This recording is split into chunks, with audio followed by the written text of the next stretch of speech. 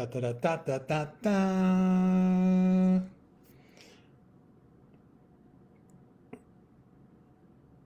There we go. Okay. Thank you, Wanda, for your help in getting me through the forest of the internet. My name is Joe DeBarry. I have a time travel series called Beyond out. And as you can tell by the way I speak, I'm from New York, but I'm from upstate New York now. I grew up in the Bronx, but relocated upstate New York and kind of lost a little bit of the Bronx accent, not a lot. So I'm in a quandary there. People up here think I'm in the witness protection program, and uh, people downstate say I sound really stupid. So I'm stuck in the middle here. But yeah, I write sci-fi, historical fiction, fantasy, adult romance. So it's a little risque. Um, and as I said, the time travel series is called Beyond. The first book um, is called Beyond Center Field. That's the one I'll be reading from today. The second book is Beyond the Masterpiece. No, wrong one. What's going on here? Who's in charge of continuity here? Beyond the Masterpiece is the second book, and the third book is Beyond Murder, and it follows the same couple through the whole story. And Joe is a high school biology teacher, so it was not a far stretch from me. Uh, and it's written in the first person. But even though Joe is the main character, it's Hope, the female lead, that really carries the story. And I know Beyond Center Field is the name of the first book. The subplot is baseball, but you don't have to like baseball to like the book. And if you do like baseball, you're going to really love the book. All right, chapter one, top of the first. I woke up drunk again. The carousel of my dizziness seemed eerily different this time. Both my hands really hurt. The weird squeaking of the bed was a little unsettling. Jägermeister. Never again. People always say that when in this situation, hungover, still drunk. Never again, until the next time. Where am I? This isn't even my bedroom. What's with these clothes? It smells like mothballs in here. I stumbled to the mirror, brushed the hair away from my eyes, and had a surrealistic awakening. At first, I thought it was an absurd picture of Joseph Stalin, with the thick black hair and the big handlebar mustache. But when I twitched, I realized that the guy in the mirror was me. I had very calm brown eyes, a little bloodshot, but made me feel comfortable. I had a straight, symmetric, thin nose that was obviously protected during fisticuffs. I noted an oblong face with an angular chin. My eyebrows were thick but not bushy. I checked my cell phone, and it read no service. It was fully charged, but alas, no bars. I took a selfie for posterity.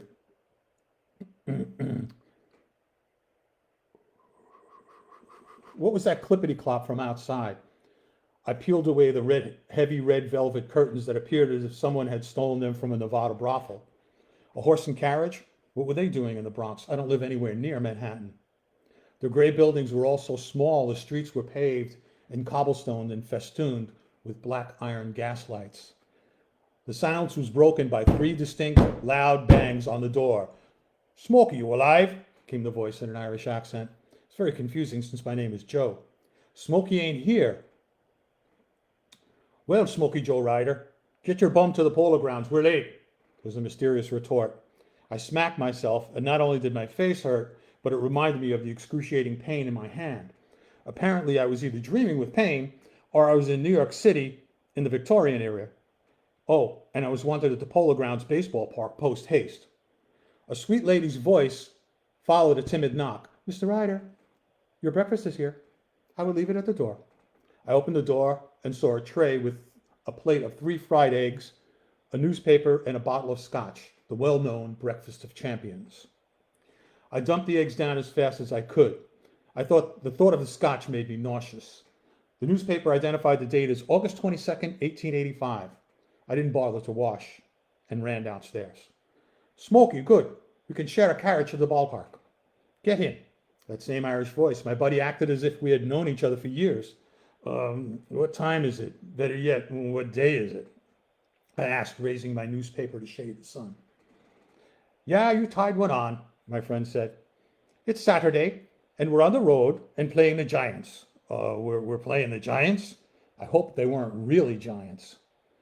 Yeah, Joe, you're starting at shortstop. How's your hands? I never saw a guy get hit by pitches twice in the same game, once in each hand. Well, that at least explains all the pain and the bruises on my fingers. Oh, by the way, my name's Snuffy. Do you remember? I'm your second baseman, you bahoy. I recognized it as a backhanded term of endearment. The conversation with Snuffy also confirmed the date on the newspaper. But was I dreaming? The handsome cab pulled up to the ballpark, and my head was still spinning.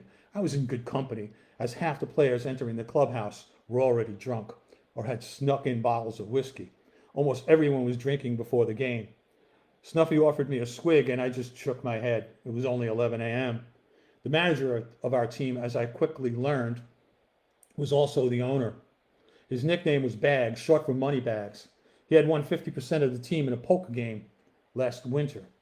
Moneybags was about 50 years old. Stubble and cigar were my first impressions. He had a pot belly and stains on the front of his uniform. A couple of moths that had a picnic in his hat.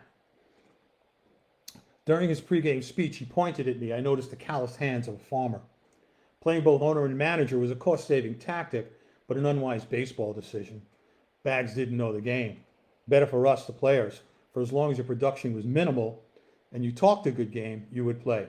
I had been on teams like this before, in college and in the pros for a while.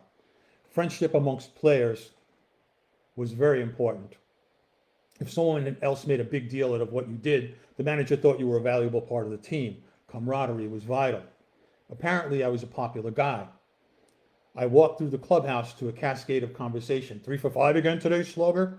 I heard from the back of the room. I'll try for 5 every time, I replied. I found my locker. Ryder was printed on the door.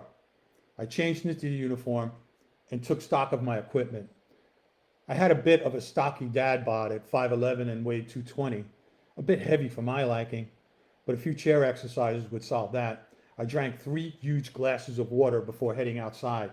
You're crazy, Joe. You're going to get sick, Bags warned, not being familiar with the need for hydration. It was overcast on the field at the Polo Grounds in northeastern Manhattan. Ironically, I knew from the life I had left behind in 2015 that a polo match would never be played there. The horse-drawn carriages in the outfield had left huge shit files all over the grass. I could easily see why the infield was preferred. I had not played in a real ball game in such a long time. I thrived on the competition, which gave me a tender relief briefly, taking my mind off this strange transformation. Looking over Bags' shoulder, I saw my name, Smokey Joe Ryder, slotted to bat third in the lineup, the spot reserved for the best all-around hitter. I was always a good batsman and used the field to my advantage. Unlike other games I'd played, the pitchers went the distance. This gave me a twofold advantage. First was that fatigue set in on the starter's arm, slowing him down in the later innings. The second advantage was that I could study a guy. By the time the 7th inning rolled around, I'd know all of his tricks. No deceptions left. This was pleasantly different from the modern game, where each specific play may call for personnel changes. The rules state you can ask the umpire to direct the pitcher to deliver either a high or a low ball. Pitchers were limited to throw the ball up to shoulder height. So if you could sling the ball sidearm, you had a big advantage. There were no foul poles.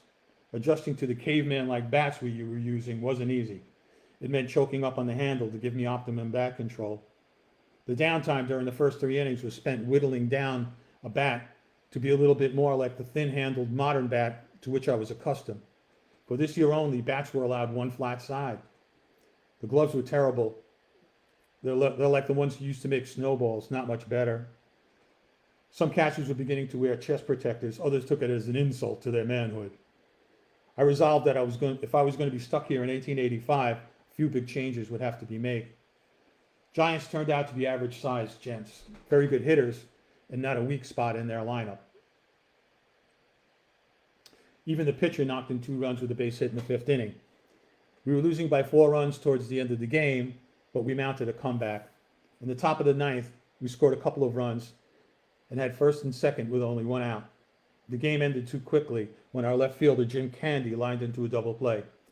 We came close, but lost the game 5-3. At least we were competitive against the second best team in the league. My production was decent, going 2 for 3 with a walk. The highlight for me came from when Snuffy and I turned a really nice double play. It was ballet on dirt. All in all, our inebriated personnel had turned in a respectable performance. During a timeout, I asked Snuffy about the mysterious lady high above in the press box.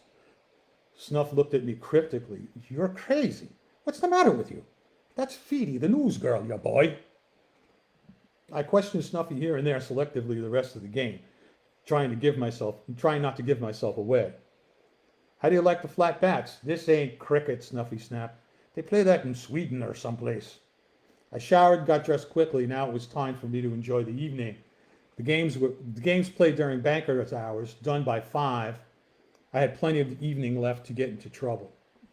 Exiting the clubhouse, I was approached by the newswoman I had noticed earlier. She was a thin, silk-dressed woman. She walked over to me like she owned the ballpark. The reporter, Hope Elizabeth Feedy, had brown hair tucked away in an elaborate feather hat. She had a look that would hold your attention. "Nice turn, Smokey," she said, referring to the double play. "Thanks, Miss Feedy." "What, you're not going to call me a know-nothing skirt?" She scowled, hands akimbo.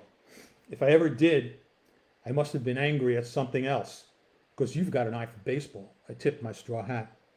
"Ever?" "Well, I have more than an eye for that," she snapped. "Do you always flirt, or am I just lucky?" "I'm not flirting, and you have no chance of getting lucky." She shook her finger. "That's a shame. We'd be such good dance partners." I held my left hand aloft, placed my right hand on my chest, and mimicked a waltz step. "Like I said, no such luck. No chance for dance, shortstop," she insisted with a smile. She slapped her hands back to her side. "Oh, you must like pitchers. I'm not foolish enough to date any baseball player." "What if I told you I was studying at Villanova in the off-season? Would that make a difference?" The woman waved her hand dismissively. "All you ball players are little boys looking for a mommy." "Okay, Miss Freud," I teased. "Miss?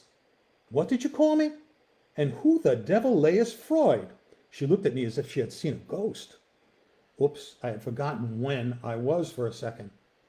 "Come to dinner with me, and I'll tell you all about her. He's got a lot to say about men with mommy complexes." "Wow, dinner with a reporter. You are in a daring mood today, Mr. Ryder. Call me a risk taker." I was flaunting with the taboo about ball players speaking to the press. Baggs had reminded us of this protocol in his speech after the game. This was a risk I was willing to take just to gaze into those bewitching amethyst eyes. What's the big deal? We'll go someplace where nobody knows us. Hope seemed to give the idea a moment's reflection. It was obvious she was accustomed to men falling for her. "Up in the Bronx," she continued. "It's another world up there, and no one will know." "But I haven't said yes yet." She gave me a tingle. I smiled. I liked her already. And that's close to the end of the first chapter of the book. If you're in the Albany, New York area, my books are available at Troy Market Block Books and at Stuyvesant Plaza in the Book House.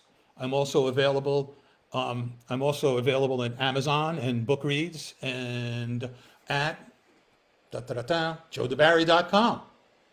Okay. Thank you very much for your attention. And I was reading from Beyond Center Field, Time Travel, First Class. Thank you very much, readers. If it wasn't for you, we just wouldn't be anything, to be honest with you. So thank you.